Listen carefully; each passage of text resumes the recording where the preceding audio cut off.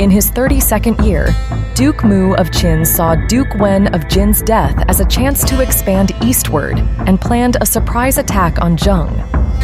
Advisors Jianshu and Bai Qi opposed, warning the long march would exhaust the troops and end in failure. Duke Mu ignored their advice and even appointed their sons as generals for the campaign. In tears, the two elders told their sons, "You may never return." When Duke Mu heard this, he scoffed. What do these old men know? If they had died earlier, their graves would have trees growing over them by now. Determined to proceed, he launched the attack. The Qin army had to pass through Jin's territory but did not request passage. At the time, Duke Wen had just died, and his son, Duke Xiang of Jin, was still in mourning. Upon learning of Qin's actions, Duke Xiang was enraged, viewing it as an act of disrespect. He decided to ambush the Qin forces at Xiao Mountain. Xiao Mountain was a narrow passage flanked by steep mountains.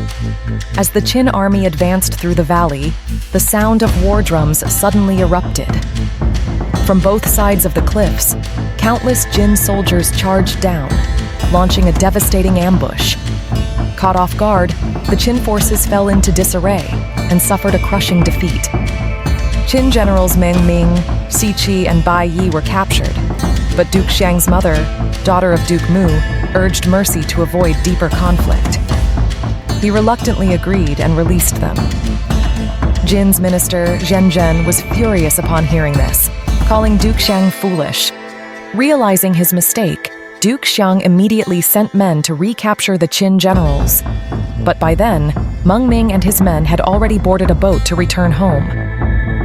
Before leaving, Meng Ming turned to Jin's messenger and declared, "In 3 years, I will return to repay this kindness."